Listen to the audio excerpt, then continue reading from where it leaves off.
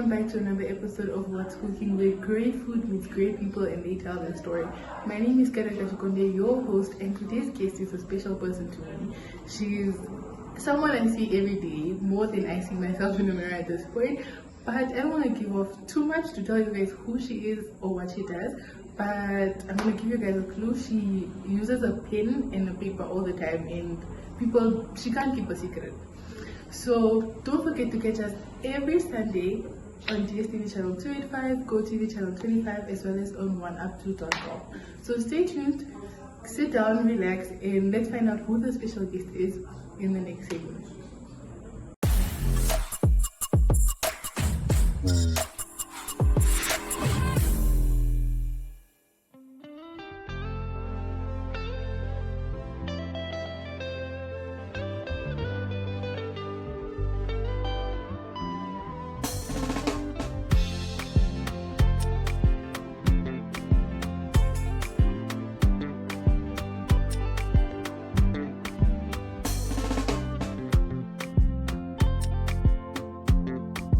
Welcome back to What's Cooking. I told you guys my guest is very special to me. I feel like I'm bringing my home to What's Cooking. So welcome to What's Cooking. Thank you for joining us today. Please tell the guest a bit about yourself. Introduce yourself to the guest because they're itching to know who you are. Yeah, my name is Irene Marie van der Walt. A lot of people just call me Irene because my name is a mouthful.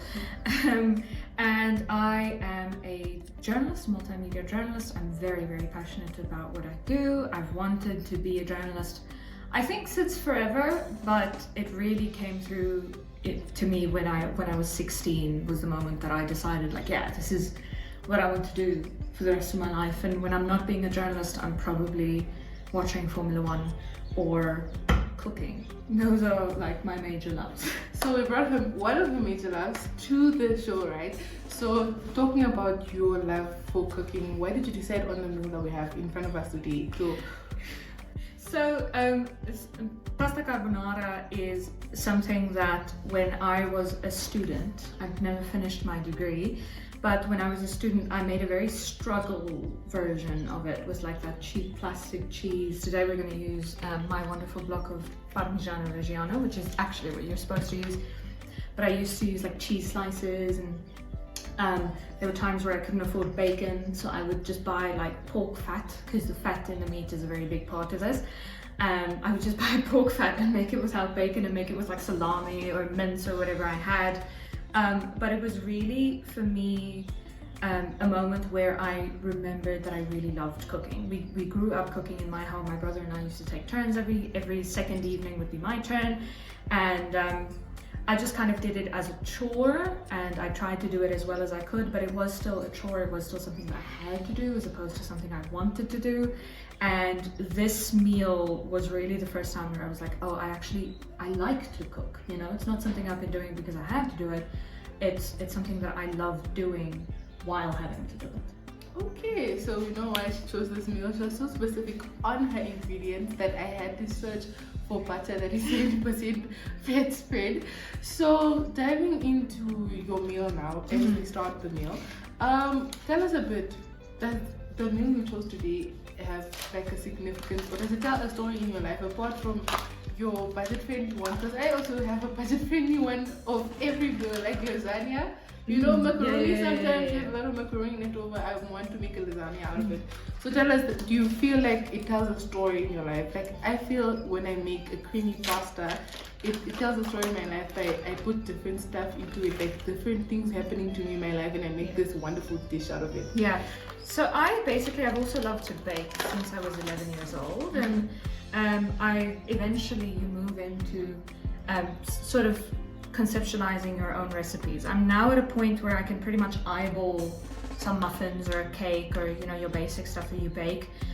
You can see by how like shiny the batter is whether it's right, and that's a mentality that I think I've really carried over into cooking savory foods and cooking meals and not just baking treats. So yeah, I like to experiment with food. I like to play with food. Italian cuisine, this is Italian food, it's pasta, if you haven't clocked that yet. But Italian cuisine was really the first cuisine that I played with, that I really got to know and started understanding how different flavors work together, instead of just, you know, repeating recipes that I'd seen other people make, or that I'd seen online or seen in a magazine or so. So Italian cuisine, and this is where my love for Italian cuisine started, was with pasta carbonara. I mean, it is bacon and pasta and garlic.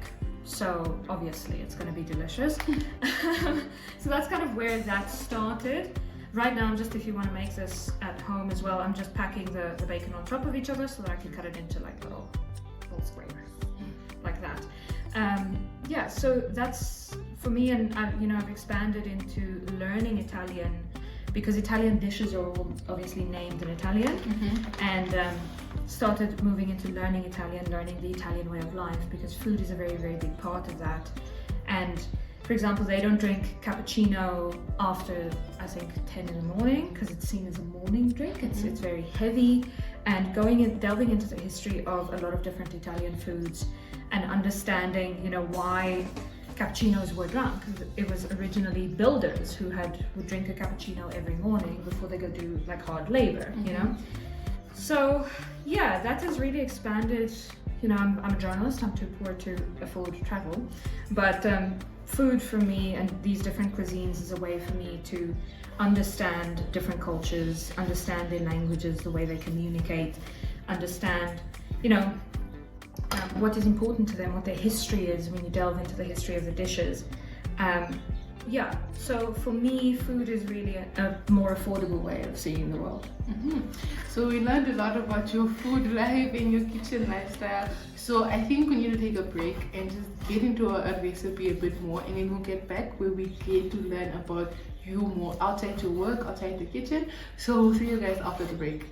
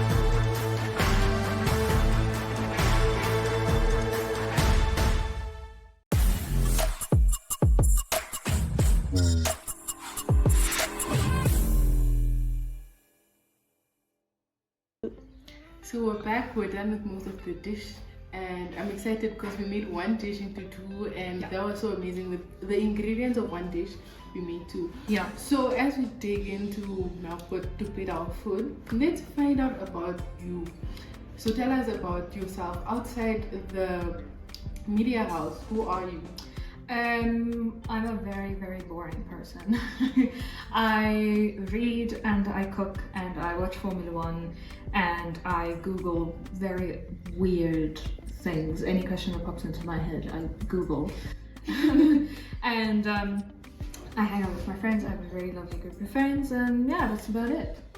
Okay, so I've been hearing about Formula One in the whole conversations we've been having. So tell us a bit about your love for Formula One. What sparked that love for Formula One? I always say that my favorite driver is Sebastian Vettel. I once saw a video of him naming all the Formula One world champions in reverse order, you know?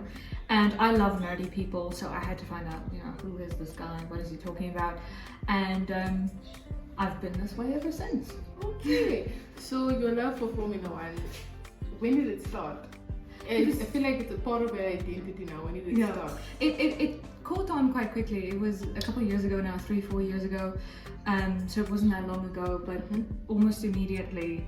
I think that first season I still followed it, online, and after the race I would Google how did Seb do? Seb's the only one I care about.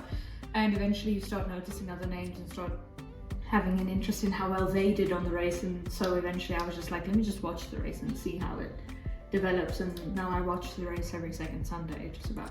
Okay, so let's go back a bit to the media house. Should I dish up so long? Yes, we can. Okay, great. So just for reference, this is cacio e pepe. We will add the pepe, which is pepper just now, and this is then our carbonara, which is our main dish. So right here, if I can get a normal amount of food, that'd be great, right? And then you're just going to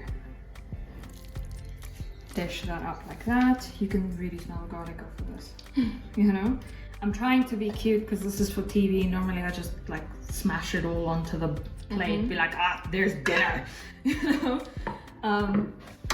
But yeah, so journalism, sorry, you wanted to ask something? Yeah, so we see your name all over. We see your name in the Republican, we see your name in Namibian Sun, until the ACAT. So tell us a bit about your first article at Namibia Media Holdings on what is known now as Network Media Hub. My first article, I always tell people that it was about common houses from Happy Land in Henties Bay. Just because that's such a cool story to tell. That was actually my second article. My first article was about a tree in Omaruru. It's called a numnumboom. I don't know the English now, but it has these very nutritious little fruits. And the residents of Omaruru were basically petitioning for this tree to not be cut down. So not a very cool story, but that was my first story. That's all I can really tell you. I'm just gonna put some bacon. Okay, so going back to your journey with Namibia Media Holdings, where did it start? We know what sparked the journalism in you, but where did it start? Where did you start to apply as a journalist to the company and then just start writing, or where did your journey start? Yes, so I was on My Zone, which is the youth development scheme for NMH, and I was on my school newspaper. I was the sub-editor and later editor of my school newspaper, and we went to a media camp at Midgard. And Dirk Heinrich, I remember this so well, he tasked us with taking a single photo of a single person and then a group photo of a group of people. And when I was taking my group photo, people's names were Sabira, Justin, and Diana. They were sitting there, and I was like, just talk to each other. That's what media camp's about. Just pretend you're talking to each other, And I bent down a little bit to get a nice angle. And as I bent down, like, it sounds so philosophical. I'm just gonna take some pepper, add that to the cacio e pepe. That's what pepper means. So as I was bending down to get this angle on this photo, there was a part of me that just, like, my entire soul just went, like this is what you are. You just didn't know it yet, but this is what you are. This is who you're meant to be. And I told myself, the insecure teenager that I was going to go to my mentor. She was Leandra Logan. She's now since married. But I told myself that I was going to go to her and pitch this idea that I want to be a journalist for the rest of my life, and if she so much as hesitates, then I won't do it. And I went to Leah and I was like, listen, Leah, I think I want to do this as a job. And without hesitating, like I hadn't even registered that the words had left my mouth. And then Leah was like, go for it. If anybody here can do it, it's you. So yeah, it was a series of very, very fortunate circumstances that led me here. Okay, so I think it's time. Our food is plated. It looks amazing. It smells amazing. I think it's time that we take a break and then we come back after the break and dive into our food because I can't keep my hands off of the plate now. So we'll see you guys after the break.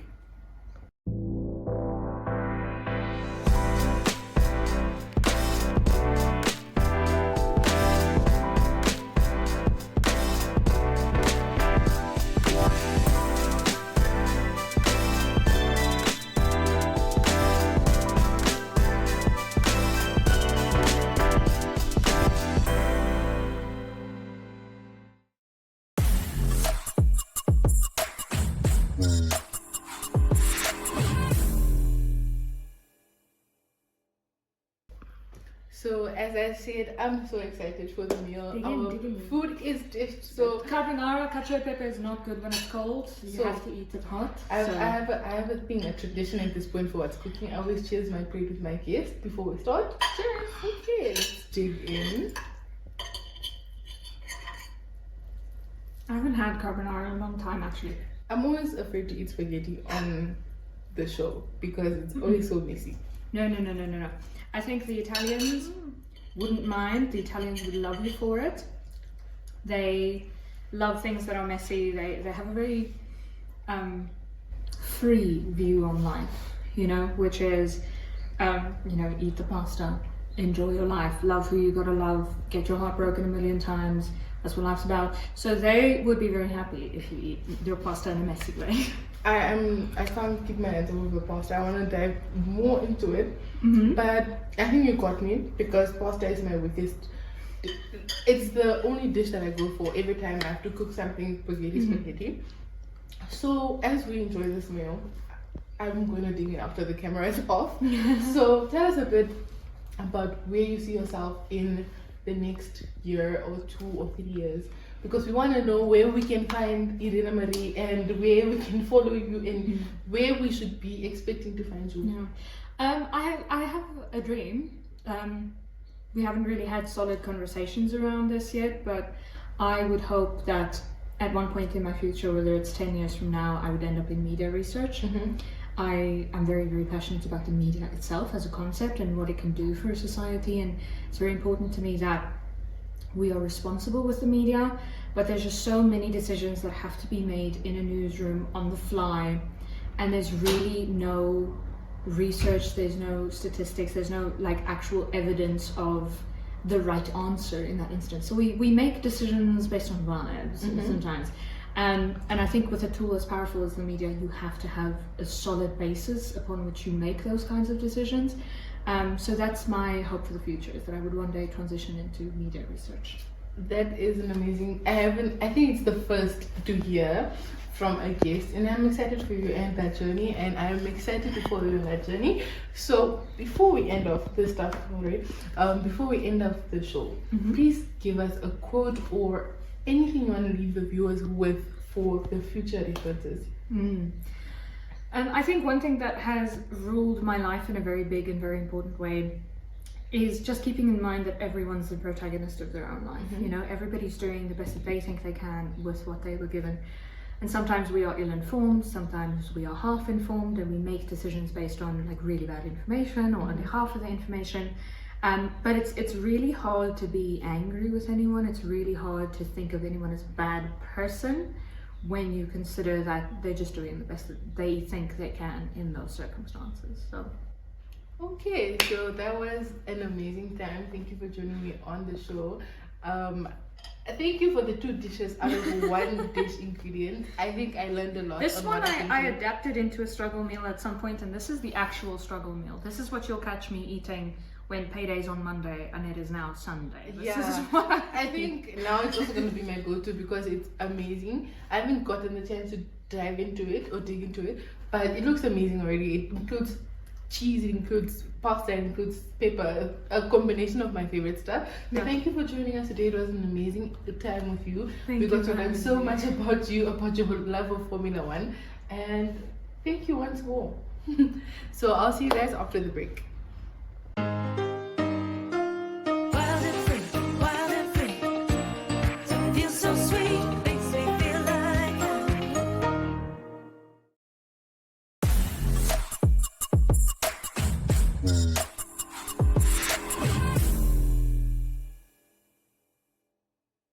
As they say, all good things have to come to an end, and today's episode has come to an end. So thank you guys for joining us on today's episode. Thank you, Elena Marie, for joining me in creating that amazing pasta from one dish ingredient to creating 2 dishes from that little amount of ingredients. That was an amazing episode. I hope you guys had fun. Me and Elena Marie absolutely had fun. So we'll see you guys next week on DSTV channel 285, Go TV channel 25, as well as on 1up2.com. So from my kitchen to yours, it's goodbye.